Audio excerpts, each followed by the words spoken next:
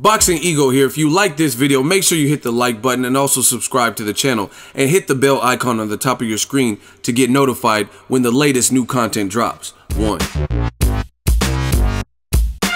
Oh man, you know AB, About Bunny, Adrian's boy.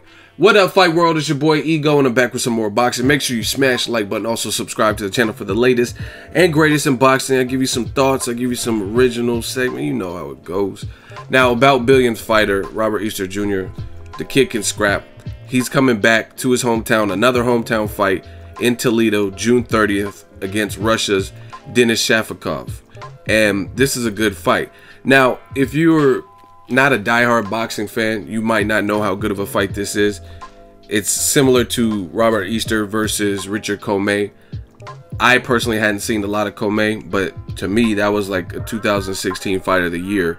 From start to finish, the dudes was going at it. Pause. It was a exciting fight, traded knockdowns, and we got to see a title defense that meant something against a puncher. Now, against Denis Shafikov, this is a good fight. Again, you may only want to see the Mikey Garcias, Jorge Linares, names you know, but this is still a good fight.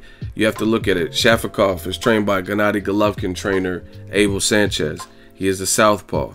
He is Russian, and he stopped my dude Jamel Herring. Shout out to Jamel, which to me it's a good fight because you got to look at it like this. Bunny, Robert Easter Jr. is signed with About Billions, and so is Jamel Herring. So that's kind of he already beat one About Billions fighter. Now he's fighting another in that fighter's hometown. So it shows you Shafikov is game. He's down to fight everyone. And you got to look at it and give Shafikov credit because not only did he stop Jamel Herring, before that, he fought Rances Barthélemy for a vacant IBF belt. Came up short. Rances Barthélemy, shout out to Cuba, but he's definitely a good fighter. Then after Rances, he fought Jamel Herring. After that, he fought the guy that gave Robert Easter probably his toughest test. It was a good, scrappy fight. I had Easter Jr. winning. I thought he secured it, especially with that 12th round. There were some rounds that were close. Commey of Ghana, he believes he won, but I thought he did enough. I thought Commey was badly hurt in that 12th. More hurt than when Robert Easter got knocked down. I think that was more of a flash. He might have been buzzed a little bit, but definitely more of a flash knockdown. So you got to give it up for Easter Jr. as well. He's clearly down to scrap with anybody. He even said he was scrap with Tank, who obviously is at 130, but Broner said he's too big. I got a dude at 35 for you that's right your size, like just your size or whatnot. And now he's already fighting. And I like this. This is a quick turnaround time. Robert Easter just had a fight at the Huntington Center in Toledo, and that was against Luis Cruz. He got a unanimous decision, got a knockdown in there. So I like that. That was just in February, and he's already coming back by June. This is what About Billions, to me, needs to be doing, and keeping this guy active and keeping him. The thing you do with a fighter like the heavyweights, Deontay Wilder and Anthony Joshua.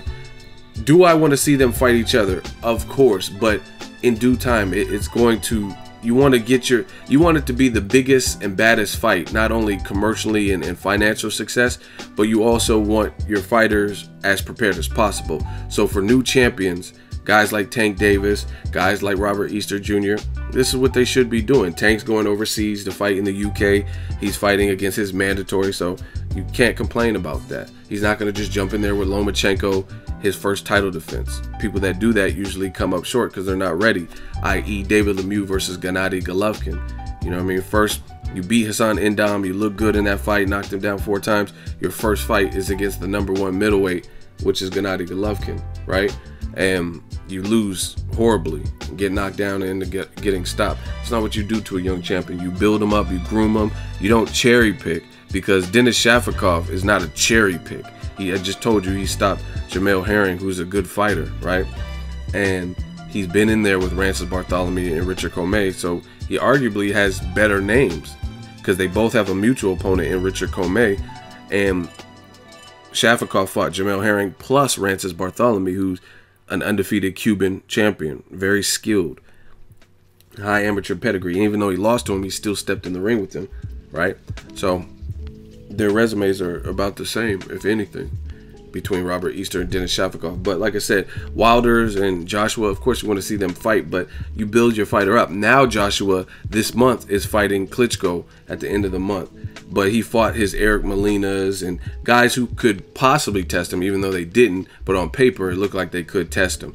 And I think Robert Easter, about Billions, they're doing the right thing, because this is no pushover. This is a guy who has some momentum. You have a mutual opponent. It's a hometown fight. And, you know what I mean? Fighting at home is not always a godsend. Sometimes it could be a bad thing. Sometimes you try to hurt your opponent and go for the kill, and you leave yourself open. That person might get you or rock you.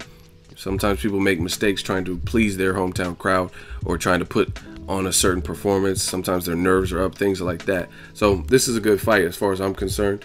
Boxingego will be in attendance. My dude, my writer Bakari from Cleveland, he'll be there. So this is a good fight. I like it.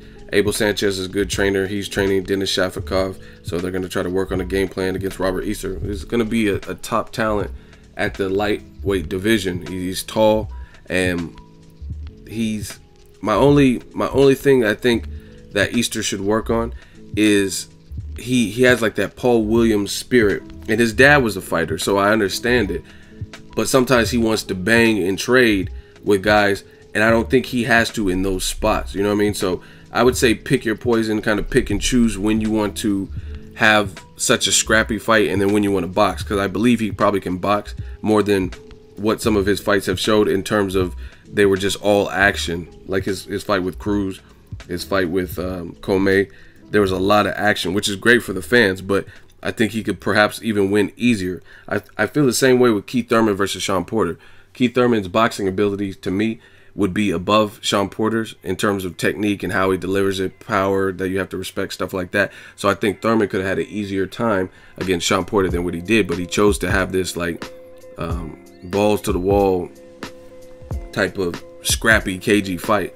And I think Easter can make some of his fights a little bit easier. And you might have to against guys like Denis Shafikov and the Comeys. You don't want to keep going through like grueling wars or whatever, but you know what I mean, to each his own. Everyone has their style.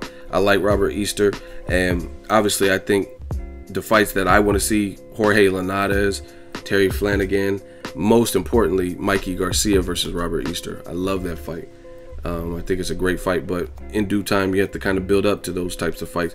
Let me know what you guys think. I like it. I think it's a good idea. Drop it in the comment section. Make sure you share the video, like the video. As always, hate, comment, and subscribe. Till next video is Ego signing off. So if you enjoyed this video and want more content like this on the channel, you can show your appreciation by going to the PayPal donate button or the YouTube support button, and you can donate any amount that you feel is equivalent to the value of this video. Much more to come. Thank you guys for your support. Boxingego, the future of boxing.